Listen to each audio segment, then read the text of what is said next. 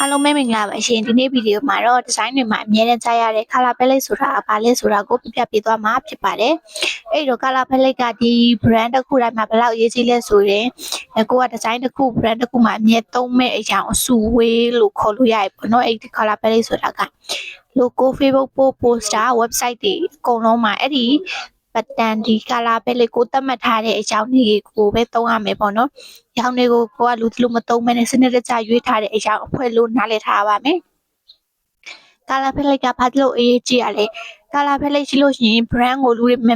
မိနိုင်နဲ့ design တွေကမပေါင်းမရှက်ဘဲနဲ့ဖြစ်နိုင်တယ်ပြီးရင် page တစ်ခုလုံးမှာ professional ဖြစ်နိုင်တယ်ပေါ့နော်။ပြောလို့ရှိရင်ဒီကိုသတ်မှတ်ထားတဲ့ဒီ color ကိုပဲသုံးမယ်ဆိုလို့ရှိရင်လူတွေကကိုယ့်ရဲ့ brand color မြင်မမိစေဖို့ဒီ color palette ကိုဒါသတ်မှတ်ပေးတာပါ။အဲ့တော့တချို့ဒီ Facebook page တွေမှာဆိုလို့ရှိရင်ပို့တစ်ခုစီအယောင်မတူတာဘန်နာတစ်ခုဒီမှာ style မတူတာတွေအဲ့ဒါတွေကဒါမြင်ရတဲ့ audience ကိုလည်းကိုယ့်ရဲ့ brand မှတ်မိဖို့ခက်ခဲစေရပေါ့နော်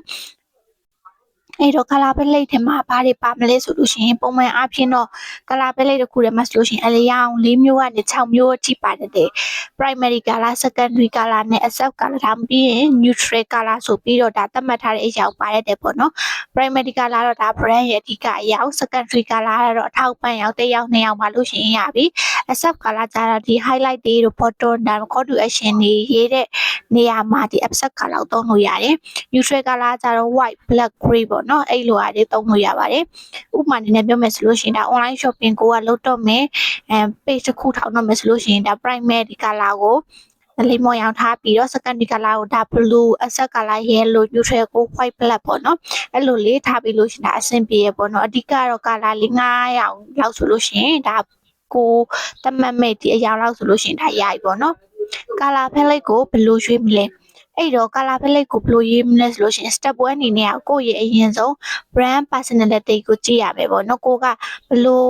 personality ဘက်ကိုသွားချင်တာ luxury ဖြစ်တာလားလို့ရှိရင် friendly လား neutral လားဆိုတာကြည့်ရမယ်ပေါ့နော် luxury ဖြစ်တဲ့ color ဆိုလို့ရှိရင်တော့ဒါ black တို့ gold တို့ purple တို့ gray တို့သုံးလို့ရတယ်ပေါ့နော်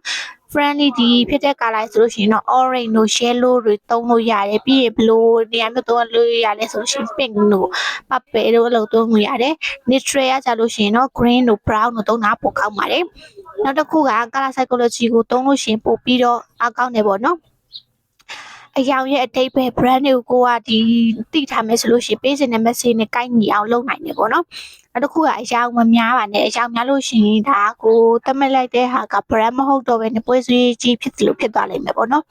အဲ့တော့ color palette မရှိဘူးဆိုလို့ရှိရင်ဘာတွေဖြစ်နိုင်လဲဆိုရင် logo တစ်ခါတည်းအယောင်မတူတာတွေ poster တစ်ခါတည်း style မတူတာတွေ page တစ်ခုလုံးမှာအမြင်မညီတာတွေဖြစ်သွားတဲ့အဲ့လိုဆိုလို့ရှိရင်ဒါကိုယ့်ရဲ့ page ကိုဝင်ကြည့်မဲ့ဒီ audience တွေကဒီ brand ကစနစ်မကျဘူးလို့ထင်သွားစေတတ်တယ်color palette ဆိုတာက designer ရဲ့အတွက်ပဲမဟုတ်ပါဘူးကိုယ့်ရဲ့ brand ကိုတည်ဆောက်ခြင်းနဲ့လူတိုင်းတည်ထားခြင်းနဲ့အခြေခံအုတ်မြစ်ပါနော်နောက်ဗီဒီယိုမှာဆိုလို့ရှိရင် Photoshop မိတ်ဆက်ကိုပြပြပေးမှာဖြစ်ပါတယ်အဲ့ဒီတော့ဒီဗီဒီယိုလေးကအသုံးဝင်တယ်ဆိုလို့ရှိရင် like subscribe လုပ်ပေးဖို့မမေ့ပါနဲ့နော်